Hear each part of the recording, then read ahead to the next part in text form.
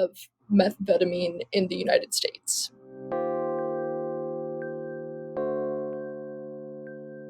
Well, I would start it in the 1930s. It starts with amphetamines more broadly, but in the 1930s, Smith, Kline, and French starts testing various amphetamine products. They initially are hopeful that it will be something for asthma and allergies, an allergy medication.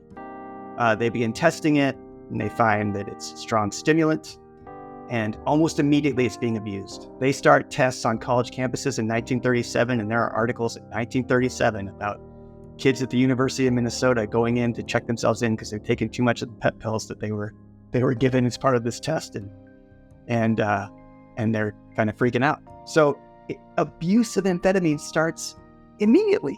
Mm-hmm. And yet they get approved and they become very popular. They're initially approved for only a few uses. So they're approved for narcolepsy, attention deficit disorder in children, I think, but they get prescribed for things like depression, ennui, oh, you're down, you're not satisfied with your life. Maybe you'd like amphetamines to pep up your day. Right, that's the housewife story, right? Exactly. Harry the Hipster Gibson had a song called Who Put the Benzodrine in Mrs. Murphy's Ovaltine, which was the Smith, Kline, and French brand of amphetamines. They're in inhalers, they're everywhere. Ow! Who put the Benzodrine in Mrs. Murphy's Ovaltine? Sure was a shame, don't know who's to blame, cause the old lady didn't even get his name. Where did she get that stuff?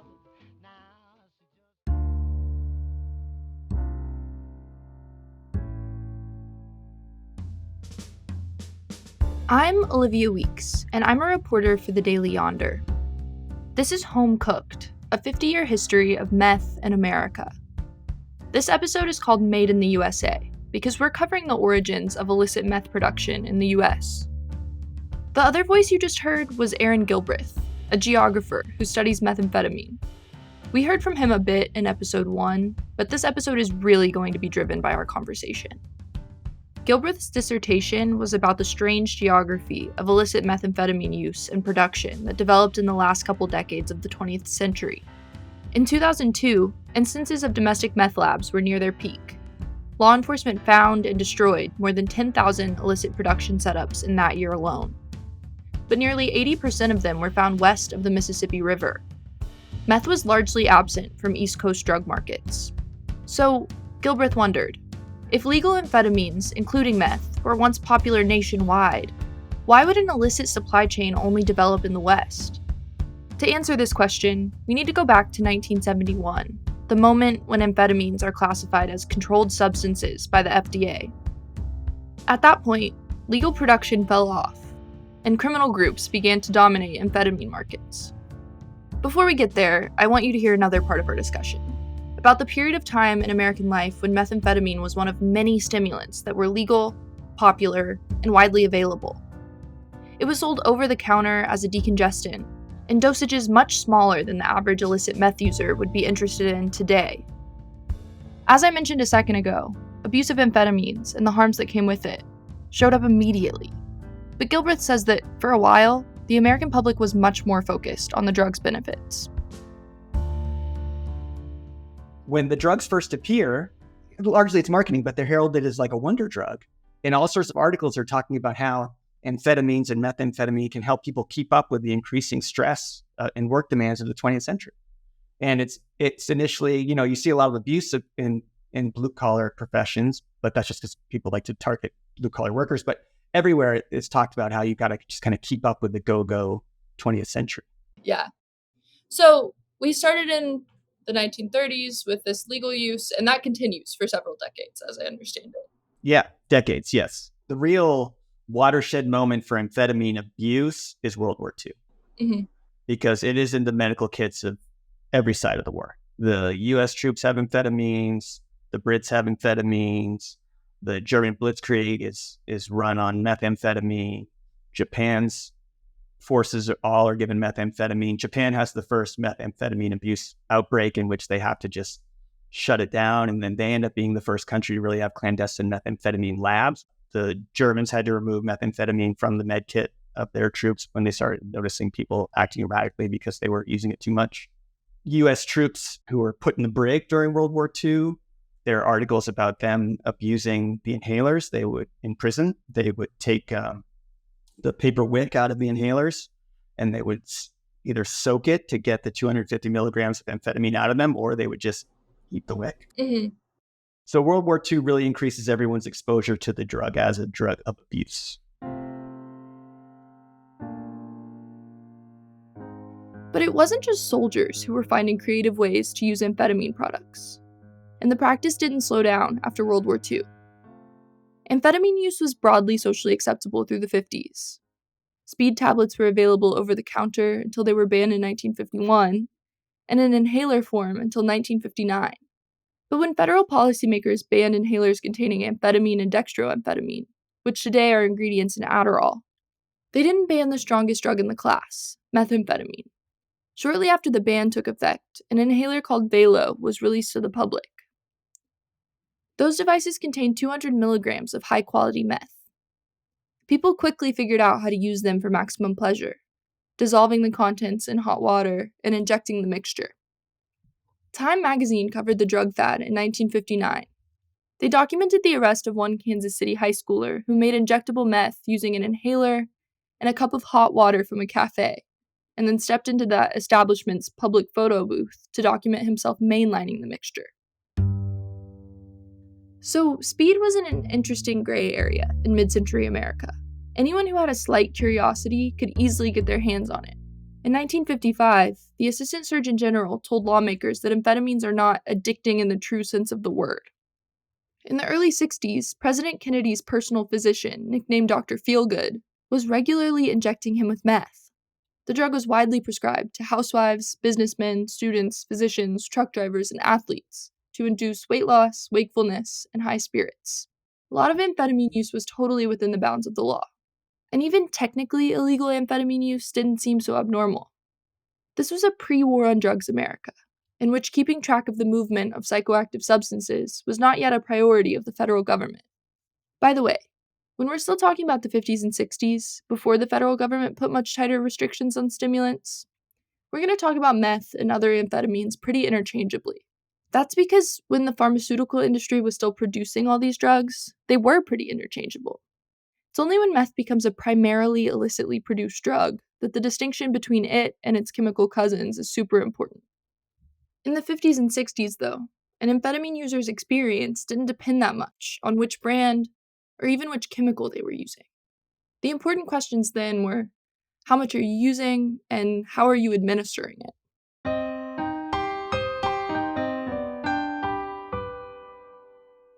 It's estimated that like 50% of all illicit production in the 60s is just immediately onto the black market. So not even going through a doctor and their prescription, this is just out of the factory, those pills or liquid ampules for injection. So the term meth doesn't come from methamphetamine, it comes from methadone, which was the Burroughs Wellcome brand of methamphetamine that they made for home injection with little ampules full of liquefied methamphetamine. And so what you're saying is that pills and these little injection tablets were not diverted from a prescription haver to the black market. They were diverted from the factory to the black market. All sorts of ways. So there's direct diversion right out of the factory door onto the truck. There is diversion from people getting a prescription, selling pills or giving them out. There's diversion from doctors who are selling prescriptions, right? So there are a million ways that this massive amount of legally produced amphetamine and methamphetamine can make their way onto the market. And nobody in the government had any idea in the 50s and early 60s even how much was being produced. Because that just wasn't a regulatory regime that existed? Exactly. But what we do know is that the amount being produced was probably 100 times more than what needed to be produced to meet the actual FDA-approved uses for amphetamines. An exact statistic on this is hard to come by, but a 1972 article in the journal Society estimated that before the FDA re-regulated amphetamines, the American pharmaceutical industry manufactured enough of them annually to provide a month's supply to every man, woman, and child in the country. I asked Gilbreth what happened in the lead up to the federal government's crackdown on legal meth. what happens is during the Korean War, we get a number of soldiers who go to Korea. They go to R&R in Japan. They're historically heroin users, so they're accustomed to injecting their drugs. And when they're on R&R in Tokyo or other places in Japan, they can't find heroin, but they can find methamphetamine. And so that's really the introduction of high dosage injection of amphetamines and methamphetamine. And then those soldiers bring that back to the U.S. And so early 60s, we start to get high dosage methamphetamine injection. Haight-Ashbury becomes kind of one of the centers of this, but basically any urban center with a counterculture beat to it has this going on. And there's a real clash between what we think of as more traditional hippies and the users of methamphetamine. So they're called meth heads, or speed freaks is the term they use. Heads was just a generic term for drug users, like pothead or acid head. And so meth head was just an extension of that. You get some articles where they'll say that all the meth users are working class and all the hippies are upper middle class and stuff. And then you have others from the same era where they say there is no clear distinction between the two user groups, but there's already this kind of labeling of methamphetamine as being about body high and anti-intellectual and kind of violent, and the other users being about expanding their minds, creating peace and stuff. So Gilbert is saying that riskier and more fringe types of amphetamine use are becoming common in city centers. People pursuing high doses have to carry out a lot more illegal activity to get the highs they seek than the average weight-conscious housewife does. So San Francisco becomes the site of the first methamphetamine labs in the United States. And sometimes it's just people taking those ampules and peeling off the labels and selling them. And sometimes it's people dissolving pills in water and then putting them in ampules for people to inject. But eventually you have full-on chemists making methamphetamine in the Bay Area. And then you get, as the 60s progress, you get more lab Cs nationwide, but it's really small. Mm-hmm. It's still largely, I'd say 90% or more diverted from legal production. Gotcha. So the illicit production of methamphetamine is an urban phenomenon in the very beginning. Yeah, right. Like clandestine labs. Mm-hmm. Totally an urban phenomenon at the start. Gotcha. Absolutely. Okay, and then what would you see as the next step in the process? Yeah, so the next big thing is the Controlled Substances Act of 1971, part of Nixon's war on drugs, where they start scheduling substances based on their potential for abuse. The FDA is given the power to, or the precursor to the DEA is given the power to reschedule drugs on their own, kind of super legislatively. And so they immediately reschedule amphetamines and make them Schedule II, which means that they do have some medical uses, so they can still be prescribed, but their production is tightly controlled and regulated, and they're heavily monitored. So they can't be sold over the counter. They can barely be prescribed. They start limiting the number of companies that can produce the drugs, and then they set quotas on how much they can produce. And over 4 years, the quota each year is 90% less than the year before. So by the mid-70s, you have just the illicit amphetamines on the street are basically gone. So, in 1971, meth was designated a Schedule II substance, meaning the government thought it presented a high potential for abuse. And from then on, its prescription was rare. By 1973, legal amphetamine production was forced down to just 10% of its peak 3 years earlier. And while, like Gilbert mentioned, there had been a handful of meth labs in the Bay Area in the 1960s, there was no large-scale apparatus able to produce these drugs illicitly.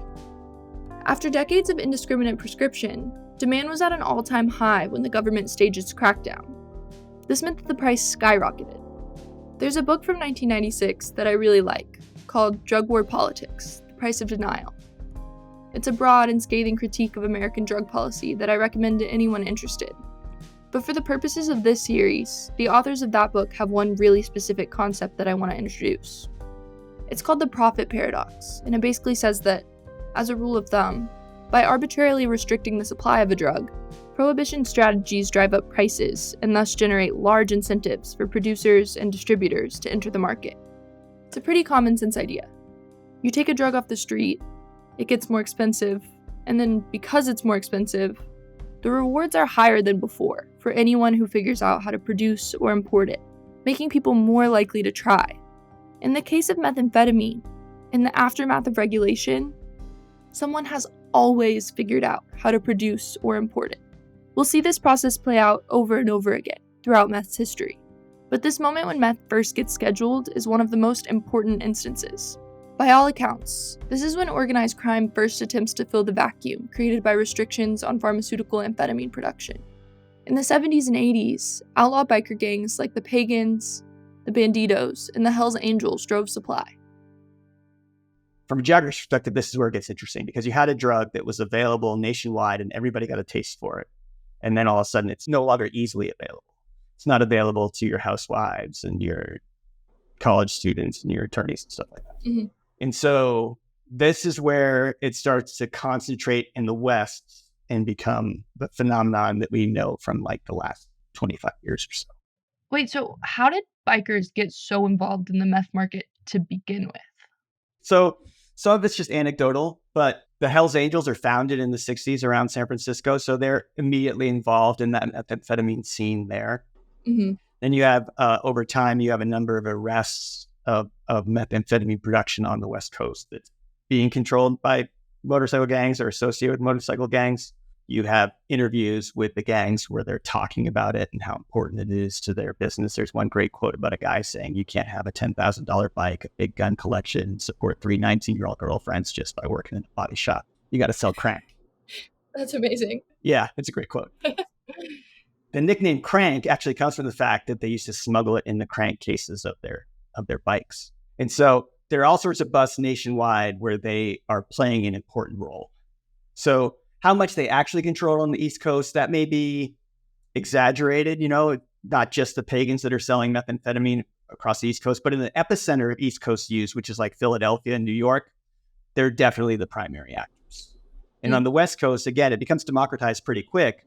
But for a while, in that vacuum that's created by the loss of legally produced amphetamines, it's really the Hells Angels that come in and fill that. Mm-hmm. They're perfectly situated for it because they have a number of nodes, right? So a number of different chapters all over the West Coast, but they still have a hierarchical leadership. And so they have these places that can be distribution points and production points, and they have people who will follow the rules of the gang, but not the rules of the government. And they're also very difficult to police because if you are mad at them in California, you want to arrest them, they can just go into Arizona and you can't go in there. But that biker-dominated equilibrium didn't last long. In the 1970s, anyone who was making meth was using P2P, a common and unregulated industrial chemical used in perfumes and fumigation. But in the last half of that decade, there was a 1,200% increase in lab seizures. In response, in 1980, the DEA made P2P a controlled substance. And so what happens on the West Coast is that the Hells Angels aren't able to keep control of the methamphetamine commodity network because somebody figures out that you can make it without using phenylbutyrate. You can make it with ephedrine. And this is important for 2 reasons. One is ephedrine is totally unregulated. You can buy it in bulk and powder without any kind of legal reason. You can buy it in barrels of pills. Mm-hmm. So all of a sudden you have a drug that the precursor is no longer hard to get. And there's a recipe that starts to spread. This is pre-internet, right? So you just, over the course of kind of the late 70s and early 80s, you start to see more of this kind of informal spread of information about how to make methamphetamine with phosphorus. So it's ephedrine, and then it's a bunch of chemicals you can get at a hardware store. Mm-hmm. And so essentially the Hells Angels just kind of lose control. They're still making it. They're probably making it with red phosphorus. Initially, red phosphorus method is just in California, and then it diffuses like anything diffuses. So it moves into Oregon, then it moves into Washington, and we start getting a large number of labs seized in those West Coast states.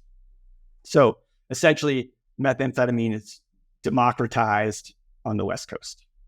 On the East Coast, that information hasn't spread yet.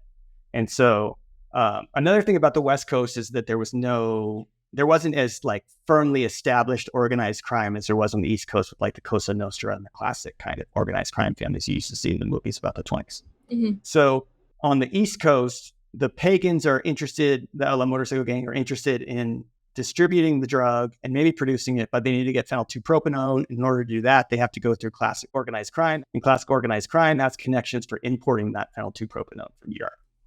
In forming that alliance, the federal government was already worried about motorcycle gangs and was already worried about organized crime, and it was worried about methamphetamine. And so when those two come together, they become major targets for the federal government. And essentially, that network gets wiped out. They just take out all the important actors, and they take out large members of the organized crime. And so the methamphetamine business just dries up. The organized crime moves towards other drugs that are easier to get into and easier to distribute. A point that Gilbreth makes clear in his writing is that, because they could, East Coast meth distributors remained too dependent on P2P for too long. Traditional organized crime on the East Coast knew how to get its hands on P2P, so it did. West Coast meth producers didn't have those connections, so they got scrappy and started making the drug with ephedrine. But continuing on with the P2P method turned out to be more conspicuous, and police on the East Coast effectively wiped out any operation doing it that way. On the West Coast, on the other hand, a lot of different types of people were learning how to make meth. In 1988, things got tough for the biker gangs too. The U.S. government passed the Chemical Diversion and Trafficking Act, which restricted the sale of industrial-scale ephedrine. This was a Pyrrhic victory for law enforcement. Domestic meth lab seizures fell off, but the availability of methamphetamine on the street quickly rebounded. Drug traffickers in Mexico had easier access to the precursor chemicals becoming increasingly scarce in the US, and they learned how to use them. I spoke with Sam Quinones, a journalist and author of several books on American drug crises, about the origins of large-scale Mexican meth manufacture. Beginning in the late 80s and into the early 90s, Mexican traffickers, principally from the state of Michoacan, discovered that they could make methamphetamine, and they could make it with a chemical known as ephedrine, which is, of course, a decongestant. They figured out that this way of making methamphetamine was relatively easy. They industrialized it, and with that, they outcompeted the only other producers of methamphetamine in the Mexico-United States area, which were biker gangs, Hells Angels, and other gangs like that, who knew how to make methamphetamine but were very inefficient in making it. And so the Mexican trafficking world, principally, again, those in Michoacan, figured out how to make it. They at first were making it in farmhouses and barns and so on in Central California, or Bakersfield, Fresno, Tulare, places like that, up near Stockton. But in time, law enforcement, state and federal law enforcement, figured this out and began to attack them and attack the glassware that they would buy to cook the stuff and so on. And they began to really make some big arrests. And so through the 90s, gradually, the methamphetamine industry moved out of California and south to Mexico. The Mexican trafficking world understood something very, very important, and that was that synthetic drugs that come only from chemicals, are better than plant-based drug. It's better to make your drug than to grow it. You don't need farmland, you don't need sunlight and irrigation farmers, you don't need all kinds of things that expose you to a lot of risk. You just need the chemicals, and they could get this principal chemical, ephedrine, in sizable quantities by bribing off people in the pharmaceutical industry in Mexico, which took in hundreds and hundreds of tons of ephedrine every year for its own decongestant pills and that part of their business. And so in time, a significant amount of ephedrine was diverted to the trafficking world in Michoacan and the state of Jalisco and Sinaloa, beginning, again, as I said, in the late 80s and certainly into the 1990s. It was really no longer a biker drug by then. It was really a Mexican drug, but they couldn't really produce more than, say, enough to cover certain parts of the Western United States, which is why into the market that then emerged came the folk craft, the meth cook.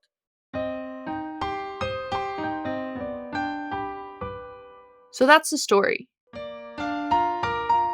Amphetamines, including meth, are legal and highly available for a couple decades after World War II. Concern about their overuse very slowly builds throughout the 50s and 60s, and they get wrapped up in Nixon's war on drugs in the 70s. Outlaw biker gangs and other organized criminal groups see the amphetamine market as an opportunity and figure out how to produce methamphetamine. For a while, their meth dominates the market. But in the late 80s, American organized criminal groups are thwarted again by the government's regulation of precursor chemicals. After that, the meth market is effectively turned over to the two groups we'll be discussing in the rest of this series: very small-scale home cooks and more professional Mexican drug traffickers. This matters to our story first of all because it begins to explain why illicit meth production, if not illicit meth use, was so geographically specific. It also matters because it shows how, at every turn, changes in illicit meth markets were the result of government regulation and law enforcement efforts. I spoke about the reign of biker meth with Frank Owen, the journalist who wrote the book No Speed Limit, because he used meth in the era before mom and pop labs, in the 80s in New York City. No, it was meth, but it was the biker meth. It wasn't the ephedrine meth, which was twice as strong. It was the biker meth. And New York City, New York City in the 60s, there was a lot of speed. The Velvet Underground. We're gonna take a walk. If you listen to their music, a lot of that music was done on speed. Run, run, run, run, run, take the jacket too. There was a lot of amphetamines and methamphetamines in New York City. By the 80s, there was hardly any. Basically, cocaine had displaced methamphetamine. Methamphetamine in the 80s was not really a big thing, except on the West Coast. And in order to get meth, I remember my friend used to have to go out to Oakland, right, and meet with these bikers to buy it and bring it back to New York because you couldn't find it in New York. And when you got it, it was like gold dust. Ironically, the biker meth was a much smoother high than that ephedrine, pseudoephedrine-based meth, which was nuts. It was like sent people freaking crazy. But yeah, I fell in love with it. To me, it was the perfect drug. And I still think methamphetamine in small doses is actually a really good drug. It's great for working. I have to break in here to say a couple things. First, opinions differ on what era of illicit meth provided the best experience for users.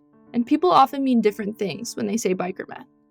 Here, Owen is referring to P2P-based meth, but not the super high purity stuff that's for sale today. Second, it should be pointed out that meth in general, and especially meth today, can be super dangerous. In addition to the regular side effects of pharmaceutical-grade meth, high-dosage meth use is really hard on the body over time. And maybe most importantly if you're using today, a study carried out from 2021 to 2023 in 25 U.S. states found that there was fentanyl present in 15% of a sample of powder methamphetamine available on the street. But I don't think that disqualifies the major point Owen is making, that meth can be used in strategic doses, like other stimulants. We already heard that from academics in the last episode.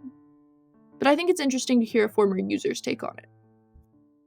But for a writer, it's super good because it focuses concentration and you can stay up all night. I used to stay up all night for like 4, 5, 6 days, just writing. The trouble is there's several things that are the problem. I say meth is the best drug in the world, but only in small doses, right? In large doses, it's a nightmare, right? If it's such a perfect drug in small doses, then why would one find themselves taking too much?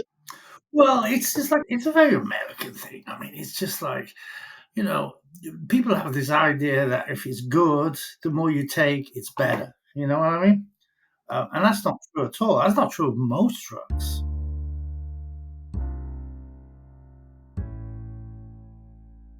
It was the government that put the biker meth people out of business, It was the government that essentially created the pseudoephedrine meth because there would have been no need to find an alternative chemical route to make meth if they hadn't outlawed the P2P meth, So, but that's an old story. That's always the case, that the government outlaws one thing and then another drug or a type of the same drug comes along and it's twice as strong.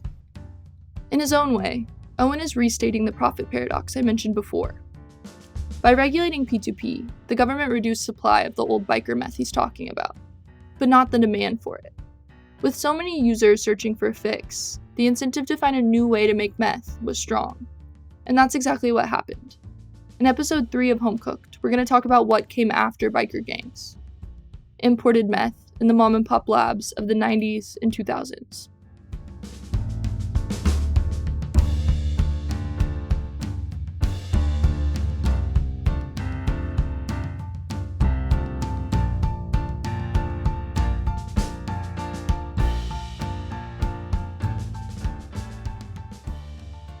Home Cooked, A 50-Year History of Meth in America, is a production of Rural Remix.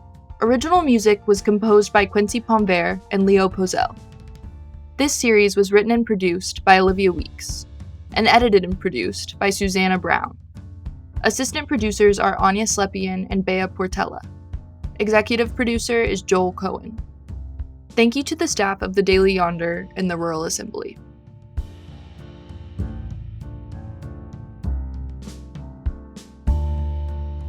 You've been listening to Rural Remix. Check out our feed for more podcasts highlighting deeper, richer stories about life in rural places.